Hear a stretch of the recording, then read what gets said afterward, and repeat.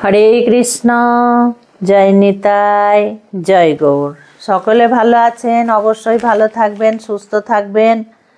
প্রত্যেকটা ভিডিও কিন্তু দেখতে থাকবেন। সন্ধে 6:30 থেকে রাত্রি 8:30 পর্যন্ত আমার ফোন খোলা। যারা দীক্ষা নিতে ইচ্ছুক তারা অবশ্যই ফোনে কথা বলবেন। আমরা যদি কোনো অচেনা জায়গায় বা রাস্তায় চলতে চলতে বা পুকুর ঘাটে নেমে স্নান করতে, অবশ্য পুকুর ঘাটে নেমে স্নান করা এখন আর খুব কমই আছে, এই সমস্ত জায়গায় যদি এই স্বর্ণ জিনিসটা মানে সোনার কোনো অলংকার, সোনা রূপো চাঁদ তামা যদি আমরা কুড়িয়ে পাই, অচেনা অজানা কোনো ঠিকানা নেই অথচ কুড়িয়ে পেলাম, তাতে কোনো অপরাধ নেই, তাতে কোনো পাপ হবে না। সেটা নিয়ে আসা বাড়িতে যাবে এবং সেটা তার ভাগ্যে ছিল বলে সে পেয়েছে। আমি কেন বললাম এই ভিডিওটা যেটা করছি, মায়ের আবার প্রশ্ন করবে যে মা আমরা যদি কুড়িয়ে পাই, তার জন্য আমি বলে দিলাম। এখানে কি বলেছে? স্বর্ণ চুরি যে করে, অন্যের সোনার গহনা যদি কেউ চুরি করে, অন্যের সোনার অলংকার যদি কেউ চুরি করে, তাহলে সে কিন্তু মহাপাপের ভাগী হয়।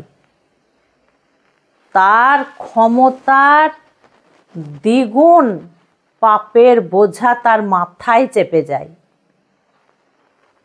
সেই পাপের বোঝা এত ভারী হয়ে যাবে তবু তাকে বহন করে নিয়ে যেতে হবে। যদি কেউ পরের সোনা চুরি করে নিয়ে আসো, এ বলছে জঘন্য অপরাধ। এটা শ্রীমদ্ ভাগবতেও দেওয়া আছে পরিষ্কারভাবে, এবং আমরা বড় বড় মহাপুরুষদের মুখেও শুনেছি। তো দেওয়াই আছে শ্রীমদ্ ভাগবতে স্বর্ণ চুরি। তো এই সোনা চুরি করলে মহাপাপের ভাগী হবে আর তাকে ঘোর নরক যন্ত্রণা ভোগ করতে হবে। গো হত্যা, আগেকার দিনে জানেন, আমি যখন ছোট ছিলাম, আমার তো জন্ম গ্রামে হয়েছে, আমি তো দেখেছি।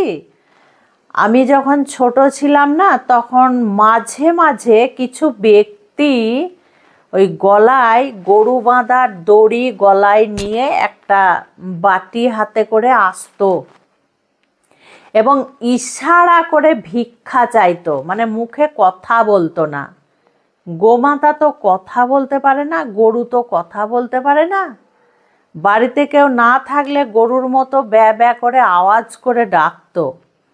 তো কি করতো, কিছুটা হলেও পাপ কমানোর জন্য তারা ওই কিছু কিছু বাড়ি ভিক্ষা করে নিয়ে গিয়ে গরুর গোয়ালে রান্না করে এক টাইম খেত। ভিক্ষা করে নিয়ে গিয়ে চান করে হব্বিসি অন্ন করে গোয়াল ঘরে এক টাইম খেত। এটা পরপর 7 দিন না 5 দিন যেন করতে হতো। গো মাতাকে মানে মেরে পিটিয়ে যে মেরে ফেলতো। আগেকার দিনে প্রত্যেকটা বাড়িতে বাড়িতে গোমাতা পোষা হতো। জানেন, এমন দিন গেছে যাদের গোলা ভর্তি ধান নেই, যাদের গোয়াল ঘর নেই, যাদের বাড়িতে গরু নেই, তাদের বাড়ির ছেলের বিয়ে হতো না। বলতো এ বাড়িতে আমার মেয়েকে বিয়ে দেব না, কারণ আমার মেয়ে না খেতে পেয়ে মরে যাবে। এরকম দিন গেছে। এখন সেটা উল্টো হয়ে গেছে। বাড়িতে গরু আছে, বড় বাড়ি, আমার মেয়েকে বিয়ে দেব না। শ্বশুর শাশুড়ি আছে, ঘরে ননদ আছে, বিয়ে দেব না। কিন্তু তখন এটাই ছিল যে গো হত্যা হচ্ছে মহাপাপ। মহাপাপ। গো হত্যা, এর কোনো ক্ষমা নেই। গোমাতাকে আগেকার মানুষরা কিন্তু মারতো, খুব করে মারতো, দিয়ে মরে যেত। তখন তারা ভিক্ষা করত। আর এখানে কি বলেছে? নেশা ভান করা, এটাও কিন্তু মহাপাপ বলা হয়েছে। যে নেশা করে তার উপরে কলি ভর করে, তার সঠিক চিন্তাধারাটা করার ক্ষমতা থাকে না, সে কিন্তু উল্টো পাল্টা কাজ করে। ব্যাপারটা জিনিসটাই তো উল্টো পাল্টা কাজ করার মতো জিনিস। তো এটা খেয়ে কেউ সুস্থ থাকতে পারে না, সবাই কিন্তু অসুস্থই বোধ করে এবং উল্টো পাল্টা কাজ করে। তারপরে কি বলা হয়েছে, গুরু মাকে খারাপ চোখে দেখা, গুরু পত্নীকে খারাপ উদ্দেশ্য নিয়ে মনে মনে ভাবা, এর কিন্তু কোনো ক্ষমা নেই। এই সব পাপের কোনো ক্ষমা নেই, এদেরকে নরক থেকে কেউ রক্ষা করতে পারবে না। খুব সাবধান। এই সব পাপের উপরেও আবার একটা পাপ আছে, সেটা হচ্ছে আরও বড় পাপ। এই যেগুলো বললাম এদের থেকেও আরও বড় পাপ। সেটা কি পাপ না, এই ধরনের ব্যক্তিদের সঙ্গে যারা বন্ধুত্ব রাখে, যারা ওঠা বসা করে, যারা সাপোর্ট করে, তারা হচ্ছে সবচেয়ে বড় পাপ করে, সবচেয়ে বড় পাপী। এদের সঙ্গে হয়তো কোনো সময় ভুলবশত হয়ে যায় কাজগুলো, তারপরে যদি ভগবানের কাছে ক্ষমা ভিক্ষা চেয়ে প্রতিজ্ঞা করে যে আর আমি কোনোদিন এই কাজ করব না, তাহলে সে কিন্তু উদ্ধার পেয়ে যাবে। কিন্তু এদেরকে যারা সাপোর্ট করে, এদের যারা ভার নেয়, এদেরকে যারা আনন্দ দেয়, এদেরকে যারা একটা বল দেয়, একটা সাহস দেয় যে আমি আছি, কিচ্ছু হবে না, তারা সবচেয়ে বড় পাপী। তাদের কিন্তু কোনোভাবেই ক্ষমা নেই, তারা কিন্তু কোনোভাবেই ক্ষমা পাবে না। এটা হচ্ছে সবচেয়ে বড় পাপ। এই সমস্ত বাড়িতে যারা এই কাজগুলো করেছে, এই সমস্ত বাড়িতে মানে কাজ করার পরে তাদের বিন্দুমাত্র অনুতাপ হয় না যে আমি কি কাজ করলাম, এটা কিন্তু ঠিক করিনি। এইগুলো যারা করে না, এই ধরনের ব্যক্তিদের বাড়িতে কোনো দিন মা লক্ষ্মী দেবী থাকে না। সেই বাড়ি চিরদিনের জন্য ত্যাগ করে মা লক্ষ্মী দেবী চলে যায়। কখনো মা লক্ষ্মী দেবী এই ধরনের ব্যক্তিদের বাড়িতে থাকে না।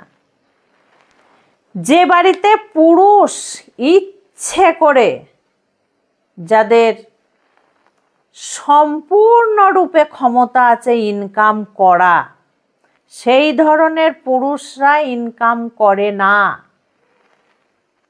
স্ত্রীর উপরে নির্ভরশীল সম্পূর্ণরূপে। তারা দিন রাত আড্ডা মেরে বেড়াবে, নেশা ভান করে বেড়াবে, বন্ধুর সঙ্গে বেড়াবে, আর নিজের স্ত্রীর উপার্জন করা খাবার তারা খাবে এবং তারা সেই সমস্ত জিনিসগুলো ভোগ করবে।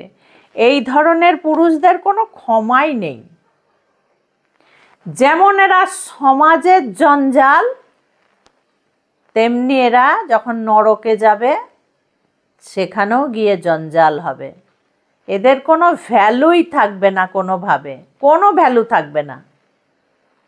কাজেই খুব সাবধান এই ধরনের পুরুষরা। পুরুষরা আসে কর্ম করতে, তারা সংসারকে সুখী করে, একটা কন্যাকে বিবাহ করে, সন্তান মানে ভরণ পোষণ নেয়, সন্তান জন্ম দেয়, তারপরে সংসারকে সুখী করে। এটাই হচ্ছে পুরুষ মানুষের কর্ম। কিন্তু যে পুরুষ মানুষ স্ত্রীর উপার্জন বসে বসে খায়, তাদের কিন্তু কোনো ক্ষমা নেই। তবে অসুস্থ যারা, তাদের কথা আলাদা। বিয়ের পর দেখা গেল সে বিরাটভাবে অসুস্থ হয়ে গেছে, তার আর ইনকাম করার কোনো ক্ষমতাই নেই, সেখানে কিন্তু স্ত্রী হাল ধরবে। যেমনভাবেই হোক স্ত্রী হাল ধরবে, ধরে স্বামীকে সেবা করবে।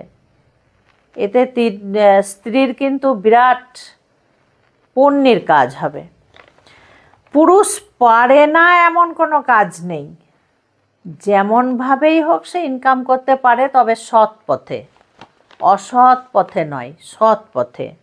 আর এখন তো হয়ে গেছে বন্ধুর পাল্লায় পড়ে, দিনরাত মানে না, সময় মানে না, যেন তারা ভাবে আমার বন্ধুই সব, আমার কাছে স্ত্রী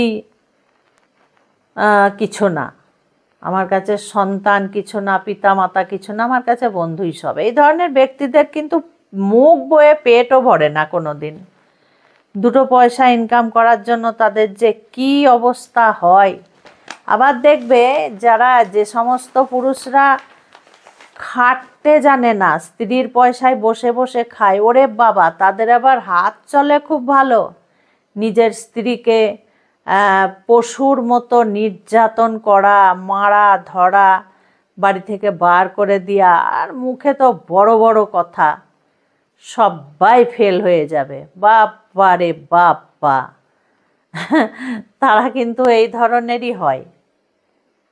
স্ত্রীর আনা পরের বাড়ি থেকে ভাত খাবে, খেয়ে সেই স্ত্রীকেই ধরে পিটবে। তো খুব ভালো থাকবে, আমি যেভাবে ভিডিওতে বলি সেগুলো পালন করার চেষ্টা করবে, তোমরা সুখে শান্তিতে বাস করবে। আজকে আসছি। হরে কৃষ্ণ, জয় নিতাই, জয় গৌর।